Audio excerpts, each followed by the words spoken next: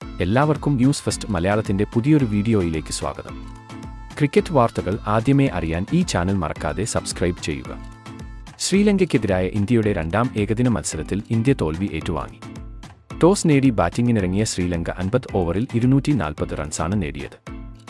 എന്നാൽ മറുപടി ബാറ്റിംഗിനിറങ്ങിയ ഇന്ത്യയ്ക്ക് ആ ലക്ഷ്യത്തിൽ എത്താൻ സാധിച്ചില്ല. ഇന്നത്തെ മത്സരം തോറ്റ ശേഷം ഇന്ത്യൻ ക്യാപ്റ്റൻ രോഹിത് ശർമ്മ പറഞ്ഞത് ഇങ്ങനെയായിരുന്നു: ഇന്നത്തെ മത്സരം തോറ്റതിൽ എനിക്ക് വളരെയധികം സങ്കടമുണ്ട്. ജയിക്കാൻ കഴിയും എന്ന് വിചാരിച്ചിരുന്ന ഒരു മത്സരമായിരുന്നു ഇന്നത്തേത്. പക്ഷേ ഞങ്ങൾക്ക് അതിന് സാധിച്ചില്ല. കഴിഞ്ഞ മത്സരത്തിലും ഞങ്ങൾക്ക് അർഹിച്ച വിജയം നേടാൻ കഴിഞ്ഞിരുന്നില്ല. എന്നാൽ ഇന്ന് അതിന് സാധിക്കും എന്നാണ് ഞങ്ങൾ വിചാരിച്ചിരുന്നത്. പക്ഷേ ഭാഗ്യം ഇന്ന് അവർക്കൊപ്പമായിരുന്നു.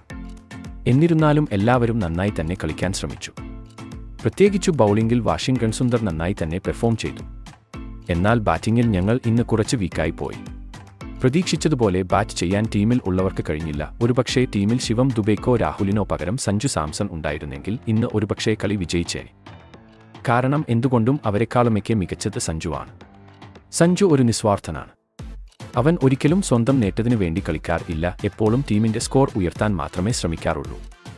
അതുകൊണ്ട് തന്നെ സഞ്ജുവിനെയും ടീമിൽ ഉൾപ്പെടുത്താമായിരുന്നു. എന്തായാലും ശ്രീലങ്കയും നന്നായി തന്നെ കളിച്ചു.